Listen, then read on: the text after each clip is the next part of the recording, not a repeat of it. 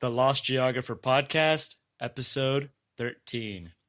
We're living in an increasingly globalized society now, and it's not going to change anytime soon.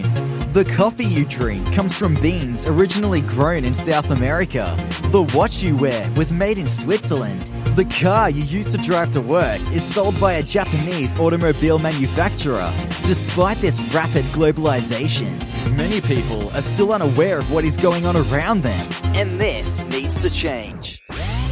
This is the Lost Geographer Podcast, where you will become geographically and culturally literate and learn the tools necessary to navigate this new global society. It's your world. Own it. Own it. Do you want the most out of your next vacation? Why wouldn't you? You've spent so much money already that you don't want to come home empty-handed and miss out on things that could have really made your vacation more fulfilling. Here at the Lost Geographer, we have a personalized vacation guide service where we make it all about you. We tailor it to your interests so that you get the most out of your vacation. For more information, visit www.thelostgeographer.net/guides.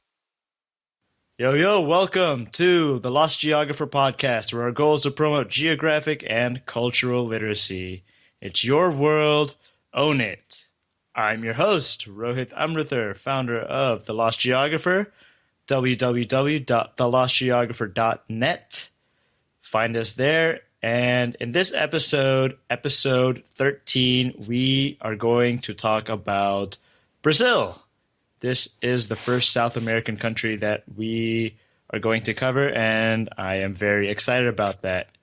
Here we have Paulo, whom I met in Cologne, Germany, and he is Brazilian. How are you doing, Paulo? I'm doing good. How are you?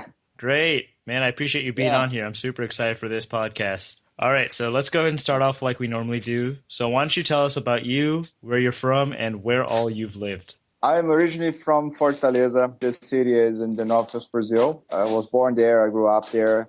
But actually, when I was my 20-something, and I finished my degree in computer science, I did my master's in the University of Pittsburgh in the USA. And I stayed in Pittsburgh for like 2 years. Also, I stayed in Washington. So I came back to Fortaleza. I stayed there for a while. Then I moved to São Paulo in 2007. And in 2013, I did my MBA in Barcelona. So I stayed there for like 8 months. And then I moved to Germany to learn some German and came back and then moved back again. Now I live in Cologne. So that's pretty much my life. Yep, that's your life. Yeah, quite the globetrotter, huh? Yeah. It was, got to see like a lot of places, to travel to South America, travel Europe a little bit. I also went to Africa, visit some place in Africa. I haven't got a chance to go to Asia or Oceania, but it's on my list. So what are some manners that Brazilians tend to follow? What's the etiquette like there? So maybe an overall attitude that Brazilians have and kind of some specific things that Brazilians do that you've noticed that others don't do. I think like the most interesting manner, I think like more Western people. So pretty much like the manner like, similar to the others in Western cultures. But I think the touching and hugging thing is, touch everybody. I think it's something interesting, like the fact that when you get to know each other, usually you shake hands, but actually, we hug or, kiss and then both cheeks. This happens in all Brazil, except in São Paulo, just one. Because maybe like they are all about business. They don't want to waste time like kissing twice. But I mean, you do all the kissing, and then you introduce yourself and with people. And by the time you leave, you do this. So if you have like 10 people on the table, you go to kiss everybody at the table before you leave. Of course, in some occasions, just like say bye and go away. But the touching thing is very important. Like to go and touch someone's hand and stuff. This is very common in Brazil. Like if you travel there and someone touches you, it's nothing sexual or anything like that. It's just like the way I behave. Don't you think it's something very outstanding, I would say, like culturally speaking. Aside from that, I would say that because of the weather, usually like very hot there. So usually I shower every day. We brush, like most people have this habit, and just notice it here that we brush our teeth like every meal with something like that. And I really like to take care of, hygiene and stuff. And I would say there's something interesting is about the bathroom. Toilet paper, our system doesn't support to throw the toilet paper direct to the vase. So I actually have to throw like in this trash garbage with other stuff and throw away.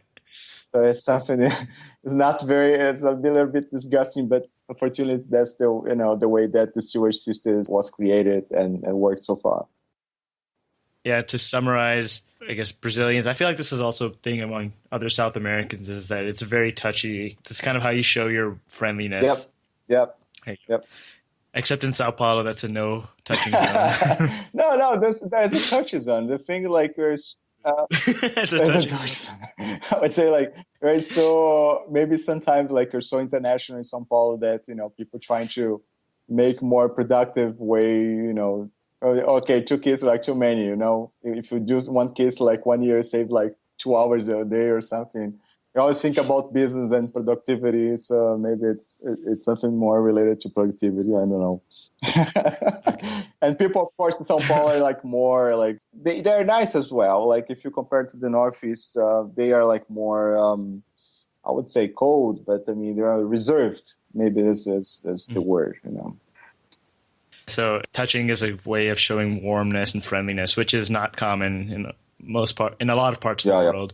And Brazilians, it seems like hygiene is important to them as well. Yeah, like for your teeth or for your hair. Cool. So what about eating? Do you guys have anything when you eat? Anything different that when you eat? Yeah, well, I mean, like the most traditional dish is actually to have rice and beans and some meat as a side, like chicken or pork or whatever. But I mean, like the traditional thing is to have like this brown beans and this rice. Of course, it varies a little bit from region to region. Like if you go down to south, like they vary a little bit. But I mean, like the traditional dish in Brazil is have the rice and beans. And of course, you have, I don't know if you heard, the black beans, the feijoada. There's a traditional dish that people eat. And there's interesting because the most restaurants, they have like scheduled to have all this feijoada, which is this is the black beans with piece of pork and all cooked and mixed with rice and other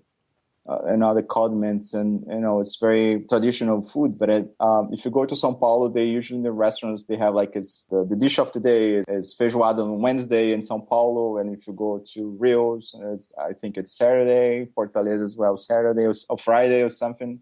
So they have like a specific day to have that. Not you cannot eat it other day, but they're like this day they cook like gonna have like this specific dish. Yeah, but basically rice and beans, it's on the table almost every day. Cool.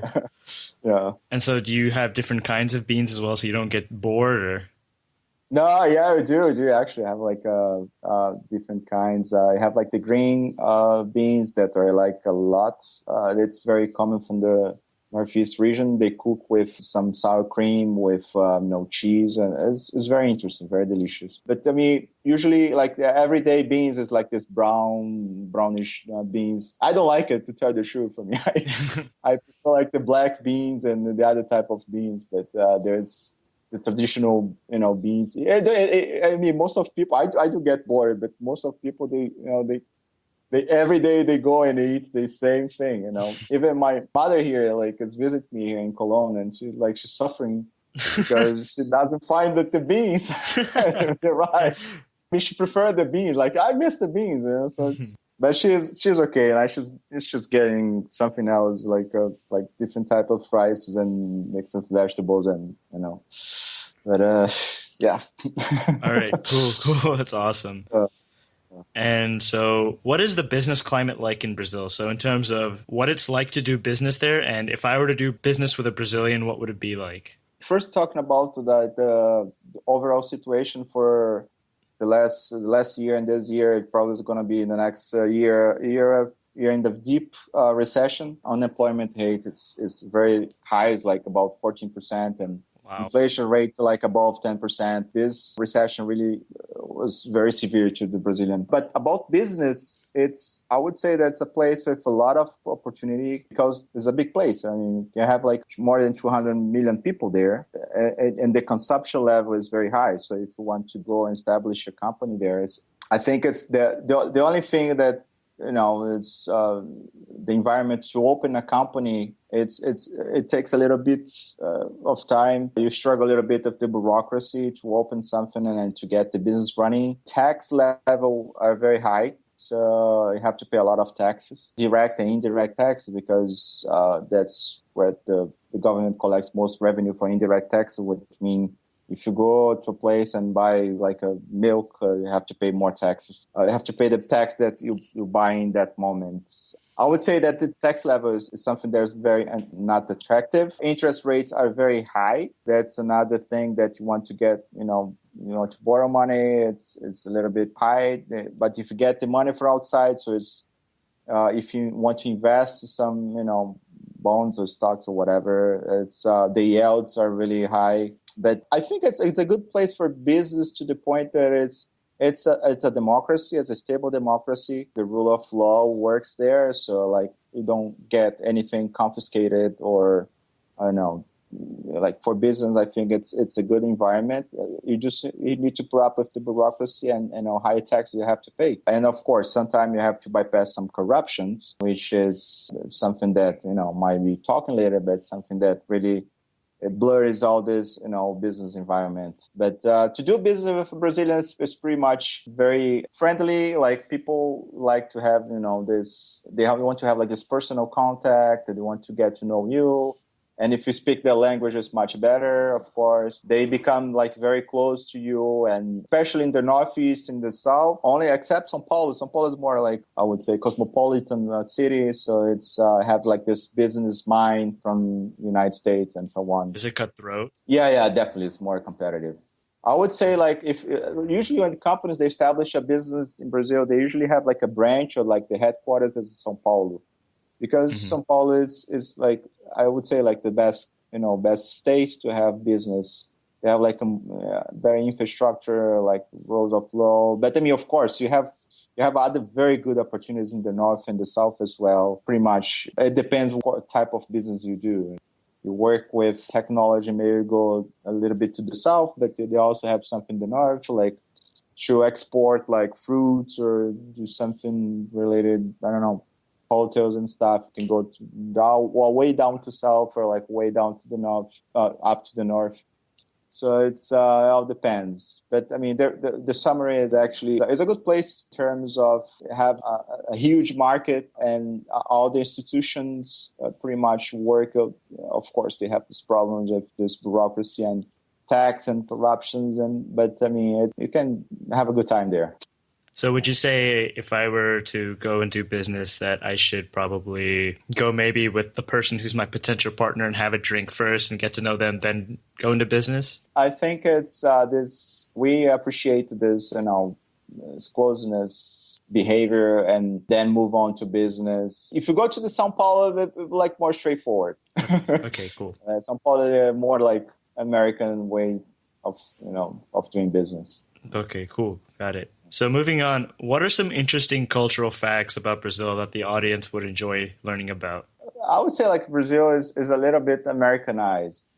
So especially if you go to São Paulo, like if you go to clubs and stuff, you pretty much listen to the American music or to global music.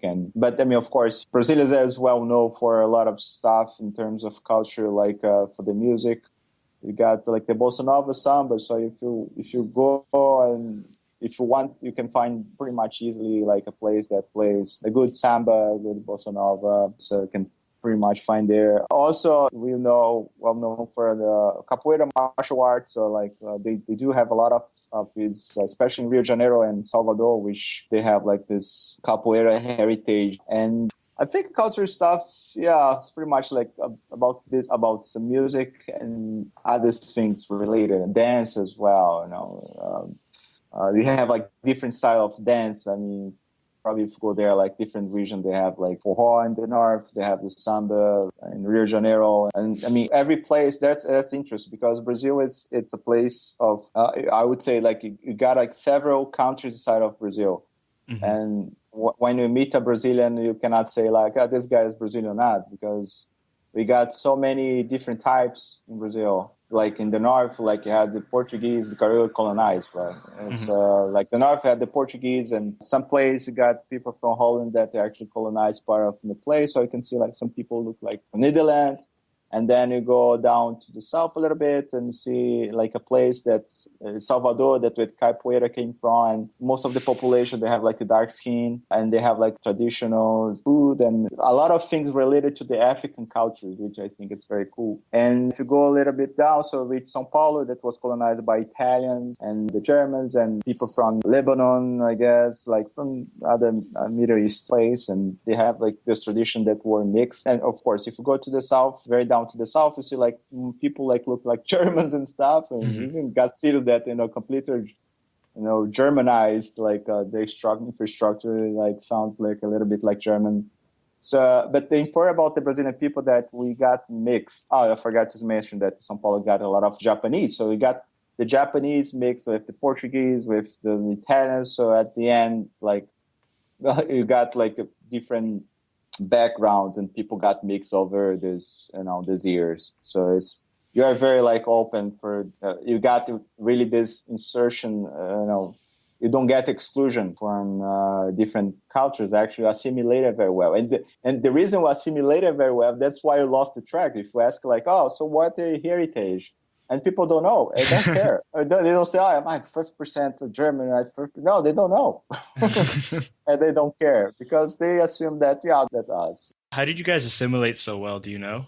I think because we never had like our own identity because we were colonized, right? Mm-hmm. So the only people who were here before they were, the Indians. And like, a lot of them is still going on, like in the north of Amazon, and got mixed with the population as well. And also the Portuguese when they came here, and a lot of invasions. If the Spanish people came and Italians and all the immigration. So at the end, like you lost track. You don't create roots on that. You don't like go and people say, look, I'm half of this and that. It's just like I'm just a Brazilian.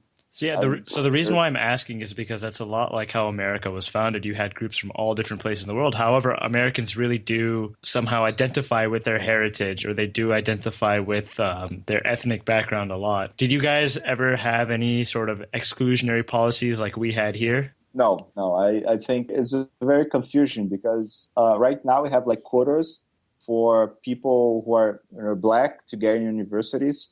Because, I mean, we didn't have like explicitly the segregation, but of course you had some segregation. People that grew up as, because the black, when they came here, they were slaves.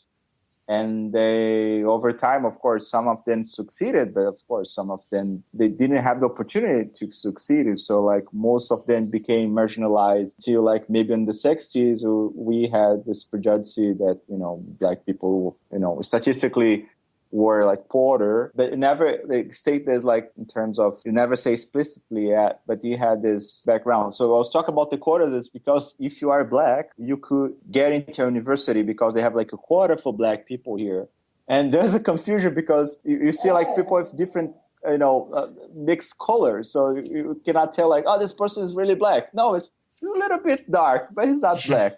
So it's a confusion because like, if you say like black, you're talking about like, I don't know, make 85%. I don't know. So it's a very, huge statistic of, if you say like minority, actually is the majority of people. So it was, something that really lost in track because, I mean, even for me, I'm white, but I mean, actually I have like this a little bit dark color. Actually, my grandmother, she was black. Mm-hmm. So everybody got mixed like somewhere. So that's, I mean, it's too complicated to get to track because they're going to say, oh, I'm 12% this and 5% that. That's, no, okay. It's a waste of time.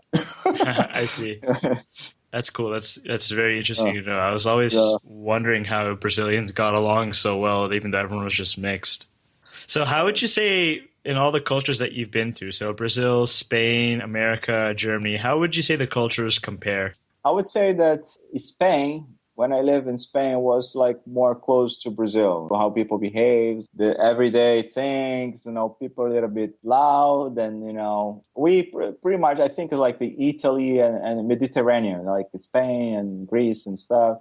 They all like have this close ties with the Brazilians. So I mean, in Spain, we're pretty much like felt, of course, a little bit distance because of the European background, but I mean, you're like closer.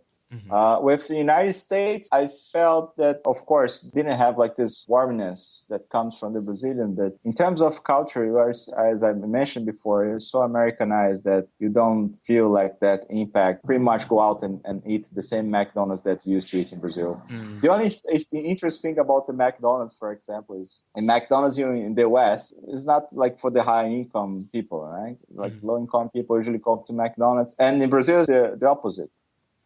Like usually people with some high income, they go to McDonald's. It changed a little bit now, but I'm actually in the beginning, McDonald's was like, oh my God, what's McDonald's? But in US, for example, of course, you got to learn that you have your private space, cannot go and talk to person very close to the face. And this in Brazil, it's you are more used of that. In Spain is more close to that, and of course in Germany, things get a little bit more serious. So people are like more, polite. They have like very private space here in Germany. But yeah, I mean, of course, food changes as well. In Brazil, we eat a lot of fruits and stuff, but it's good price there. And United States was like the price I would pay for a banana, I would take 10, 12 bananas in Brazil. Some fresh fruits was, it was okay, was good. But the life in general, I would say that a lot of people actually feel the impact. I didn't feel myself because I feel maybe I like more globalized person, but I would say that Spain was like the place that was like closer to be like, I feel like in Brazil, or maybe even Miami. When I was in Miami, I felt, oh my God, I'm real. You Yeah, there know? are a lot of Brazilians in Miami. Yeah, exactly. So, what would you say is your favorite thing about Brazil? I used to say that like the best and the worst thing about Brazil are the people. We are like the worst because it's something maybe I'm going to talk about the next topic, but we are of course all sunk in this thing of cultural corruption and this politics that really drives you crazy. But I mean, I would say like the best thing about Brazil is people as well because this behavior have mixed several cultures in the world. I would say because I mean you're colonized by Europeans, but of course you get this African heritage. So pretty much like the happiness, the dancing, the some music aspect and culture aspect. I think all the bossa nova, all the capoeira, all the all the writtens, like it became like a big blend of good stuff and bad stuff as well. But I mean, that's what I'm saying. Like came out good stuff and bad stuff. But good stuff would say at the music and culture values in terms of music and dance and art and a lot of stuff, you can see like the Brazilian stamp on there. And I think that's a good stuff. And I mean, talking about the place itself, it's a place that doesn't have tornadoes or hurricanes, like any major catastrophes, like natural catastrophes. We have very good weather, like most of the year. The place I was born, I was like 27, 30 degrees all the time, every day, all the time. That's I was perfect. getting bored.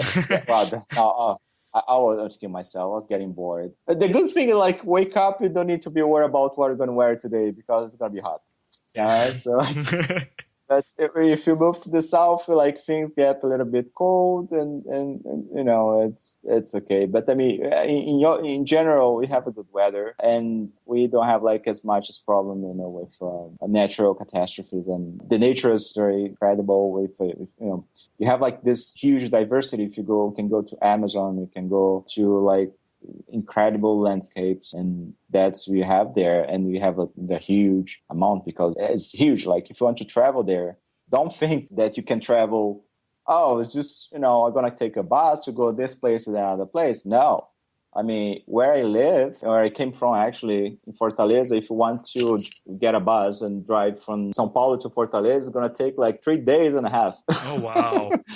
Yeah, so like my advice for people actually who travels there is actually book the flight tickets in advance, because if you get there, it's going to be very expensive to try to book like in right on that time. If you want to go from distant place like São Paulo down to Fortaleza, you can, for example, São Paulo to Rio de Janeiro is like 4 hour driving. To the south of Brazil, like Florianopolis is a place I really like and recommend. It takes like a 7 hours driving, 1 hour flight. So you got to calculate it before. Are there trains? No, we don't use trains, usually bus. And right now, I mean, if you want to travel long distances, no, only, I really recommend only by plane. You have to fly. Don't do it by bus. It's going to take forever. And some roads, the condition are not very good. And you might be also subject of robbery and stuff. So that's my good advice. So, what is the most underrated aspect of Brazil, in your opinion? I would say like it's a shame that we have like a very nice country and we have so many terrible politics and over time, and that's, corruption really got into our skin, and it's hard to get away from that. And that's something really, the corruption, of course, all the service level, like we pay taxes comparable to Germany and places like that, but the quality of service is really bad. So if you go there, they have like a universal system of health. I mean, you can get help if you get injury, if you are like a foreigner without having any insurance, but the service is very low quality. So you have to pay for insurance to actually to be in a better condition hospital, because many situations you have to like wait lines. You have to wait because they don't have like as much hospitals and people to go and help you. Mm-hmm. So that's something that I think it's a shame, because we got a lot of money in all this money is not there because it's into the corruption system. That's really something I would say that the Brazilian people are like very away from that. And some other minor problem is actually the traffic. To go to São Paulo, just prepare yourself to be in a traffic jam for a few hours. Yeah. I mean, in São Paulo, at least they have metro system. They're trying to depend on cars if you want to go, to nearby beaches. Sometimes like to get like a traffic jam for a few hours. Some people like takes like 4 hours a day to commute. Yeah, so it's something that they're still struggling trying to have in this, because most of people, they rely on cars. Mm-hmm. Like you do in the West, right? In America, yeah. In America. But the problem is like in the West, at least they have like the infrastructure for that. And there, like you have like time streets and too many buildings in a nearby area. So it cannot fit like all the cars for the buildings that are too tall. So it's unplanned, system for that.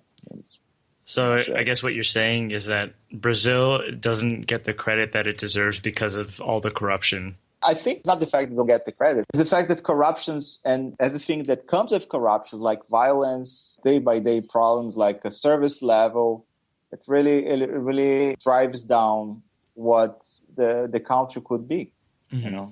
It could be a very, very nice place to stay, but actually it's something that you have to pay attention to. If you go to São Paulo, it's sort of safe, but if you go, for example, to my hometown, you have to watch out, like when you leave the streets, because the level of insecurity and violence is incredible, and people are getting any type of violence, like kidnapping, death, and whatever. So you got to watch out. And there's really, to go out and be insecure, there's something it's a shame. If you go to Rio de Janeiro, and it happens as well, like if you are like the safe zone, is okay, but if it's once, like in Rio have the favelas, which are slums, they're like nearby from the like nice neighborhoods. If you get like the wrong way and get into these favelas, you can get robbed or even killed by someone. So it's something that we have to watch out. That's something that really puts down all the beautiness that we trying to have. But it's okay.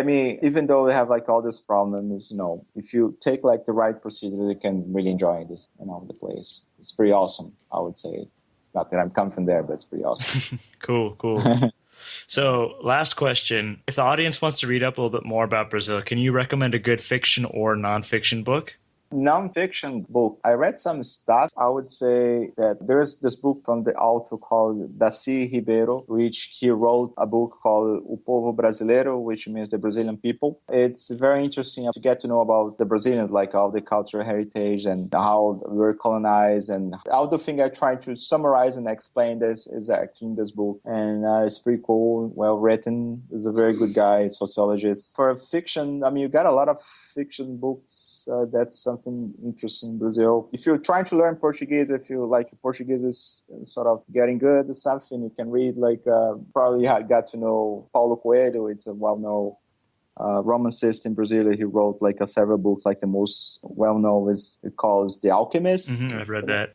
And you can also read, of course, in Portuguese if you want to improve your Portuguese. But if you want to see something more complicated in literature, like we have this guy called Graciliano Ramos. He wrote about Vidas Secas, which is a book about in the north of Brazil. Of course, you have some regions that they in a very poor condition, they don't have rain very much. So he wrote about the condition of these people who live there, experienced this book. And the other well-known author is Machado de Assis. Get any book from him. It's pretty awesome. I mean, the way he writes his style and the way they explain the story, for me, I think he was the most well-known author in Brazil. So it's very good stuff.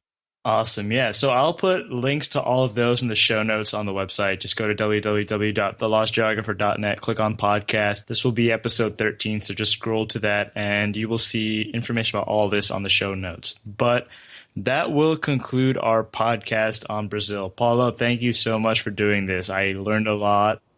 Yeah, it was awesome. I appreciate for letting me talk a little bit about my country. Yeah, of course. And so to the audience, hope you enjoyed this as well. Remember, if you did, please review, rate, and subscribe on iTunes. There will be a link on the show notes as well. You can just search The Lost Geographer Podcast on iTunes as well. And remember, if you have any suggestions, if you have any recommendations, if you feel like you know a guest who would be great for this podcast, either someone from a country that I haven't covered yet, or a travel expert or a friend who's a traveler who's been traveling for a while, please send me an email at info@thelostgeographer.net. That would be much appreciated. And stay tuned next week for the podcast. And until then, it's your world. Own it. Thank you for listening to this week's episode of the Lost Geographer podcast. Remember to tune in next week for more awesome content.